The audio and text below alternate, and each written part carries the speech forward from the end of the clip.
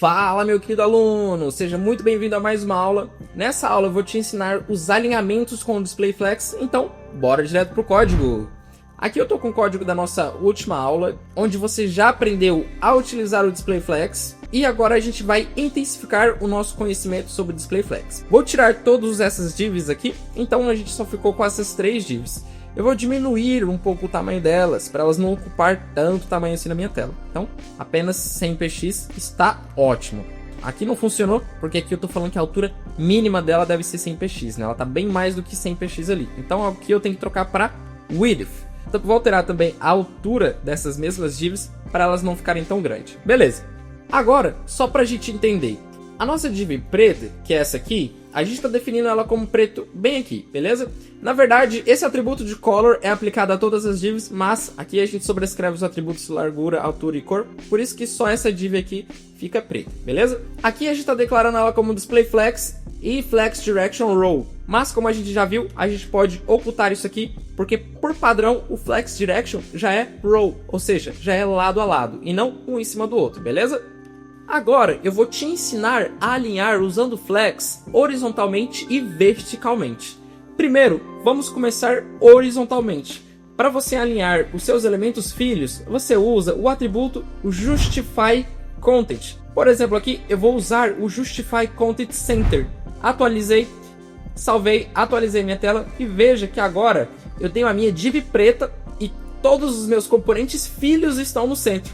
Beleza? Então eu centralizei todos os componentes filhos sem precisar mexer neles, apenas declarando aqui o Justify Content Center.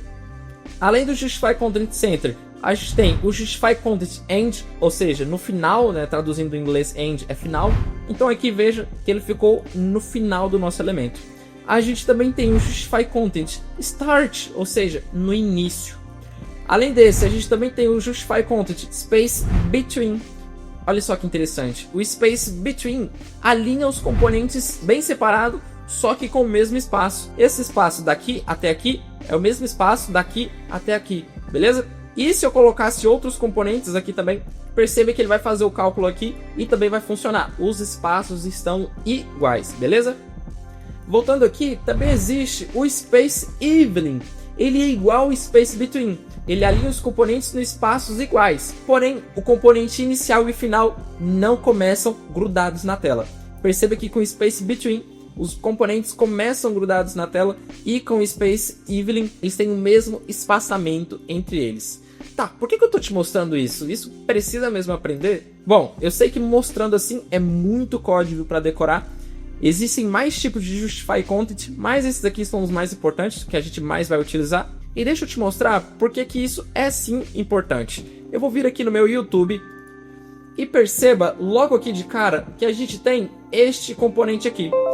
Para criar este componente, a gente utiliza, por exemplo, o DisplayFlex com Justify Content Space Between. Vamos ver um exemplo aqui? Bom, primeiro vamos blocar o nosso código. Para construir esse simples cabeçalho, eu separaria isso aqui em três divs. Uma div aqui, onde eu colocaria esses componentes. Uma outra div aqui, onde eu teria esses outros componentes dentro. E uma outra div aqui, onde eu colocaria esses outros componentes dentro. Perceba que para separar esses itens na tela, a gente utilizou o Space Between. Eu vou deixar o Space Between aqui embaixo, porque eu quero utilizar ele, beleza? Nada me impede de duplicar um monte de vezes aqui o mesmo código, tá bom?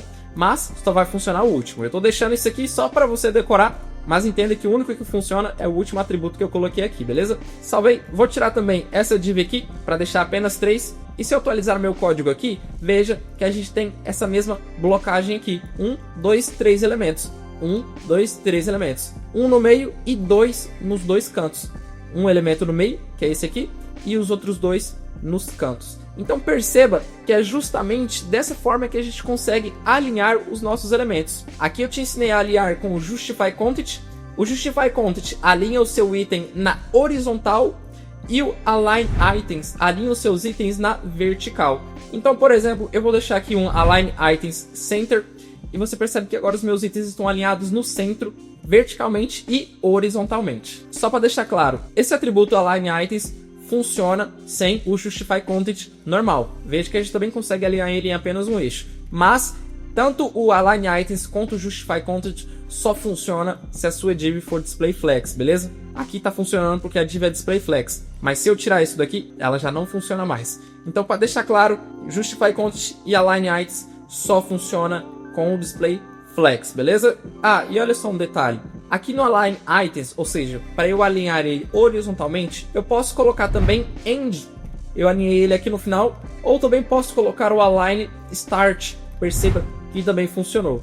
Mas aqui, para eu alinhar verticalmente, eu não posso usar, por exemplo, o space between. Perceba que ele não funciona. Mas tem uma forma da gente usar isso. Lembra do flex direction?